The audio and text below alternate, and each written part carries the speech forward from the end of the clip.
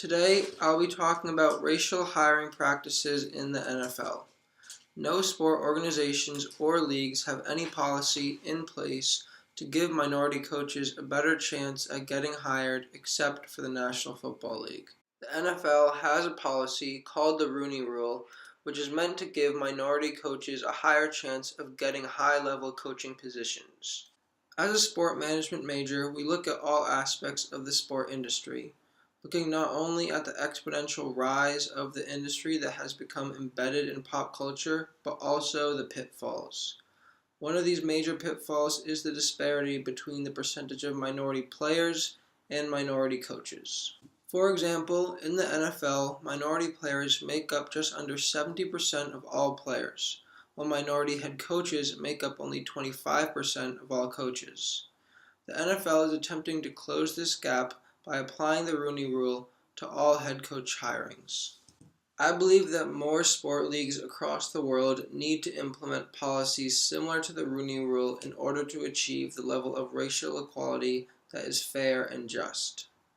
In this video, I will describe the origination of the Rooney Rule and the context in which the rule was implemented.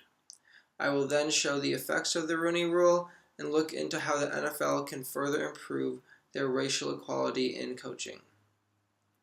According to the peer-reviewed journal Labor Economics, the Rooney Rule requires NFL teams to interview at least one minority candidate anytime their head coaching position comes open. To further explain the rule, here is a video from the NFL. It is a shame that the Rooney Rule had to be introduced in order for black coaches to be considered, but thank God it was. Because without that rule, without that legislation of opportunity, those men who deserved an opportunity would not have had it. This rule was first instated in 2003.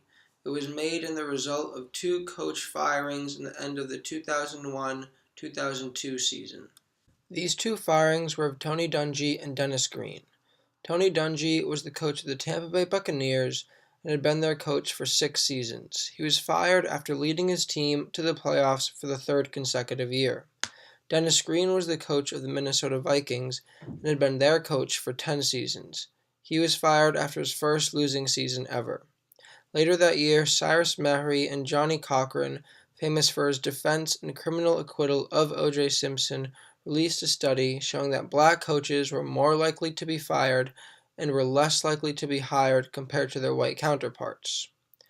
The NFL commissioner at the time, Paul Tagliabue, knew he had a problem and looked to the owner he trusted the most to help him fix it, Dan Rooney, then owner and chairman of the Pittsburgh Steelers, along with being head of the NFL's Diversity Committee.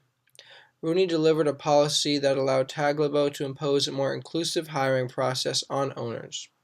A Pro Football Hall of Famer, Rooney, who died earlier this year, will not only be known for his team's incredible accomplishments on the field, but his devotion to diversity and equal opportunity, evident in 2016 as being the recipient of the Jackie Robinson Lifetime Achievement Award.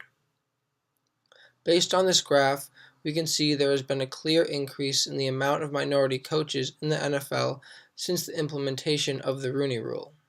To look further into the stats that back up this increase in minority coaches, findings from a study done in the American Law and Economics Review show that minority coaches are 7.6 to 11.6 more likely to fill a head coaching vacancy in the post-Rooney Rule era in comparison to the pre-Rooney Rule era. Another study was done in the Journal of Sport Economics, and the findings indicate that being African American is now not a reason that black coaches are being fired, which is vital towards reaching racial equality in coaching in sport. This is a regression output showing the determinants of being fired in the NFL. The coefficient column shows whether a variable increases or decreases your chances of being fired. The t-statistic column shows whether the variable actually is an indicator of being fired. For this study, if the t-stat has absolute value over 2, then it means that the variable is statistically significant and affects being fired. So, if we look at the variable coach is African American, the t-stat from 1990 to 2002 we see is over 2. which means that this variable does matter and the coefficient is positive, which means that it increases a coach's chances of being fired. From 2003 to 2009, the t-stat has an absolute value under 2, which means that this variable is no longer a predictor of being fired as an NFL coach. Concluding from this graph, it shows that since the Rooney Rule was put in place in 2003, being African American is no longer a predictor in getting fired as an NFL coach, which demonstrates major progress in racial equality. To show that this change is a direct result of the Rooney Rule, I will point to a study done in college football. This study was done by Nolan Kopkin in the peer-reviewed journal, The Review of Black Political Economy. Kopkin found that blacks in the head coaching ranks are 5.28 percentage points more likely to be fired than whites. There is no policy like the Rooney Rule in college, and this is why blacks are still more likely to be fired than whites. While the Rooney Rule has been successful thus far, there is still lots more work that needs to be done in order to achieve fair racial representation in coaching. Jason Whitlock of Fox Sports 1 believes that in order to achieve racial equality in coaching, systematic changes need to be made to the sport. He thinks that the entry door in football, which is the graduate assistant position in college, needs to be fixed. The majority of black college players are from low-income families and do not have the option of becoming a graduate assistant because they are no longer on athletic scholarship. These jobs need to become more accessible for minority groups so they can then enter the coaching field and have a chance of moving up the ranks. I hope you all understand what the Rooney Rule is and how it has benefited minority coaches in the NFL. However, I hope you are not satisfied with the current progress made.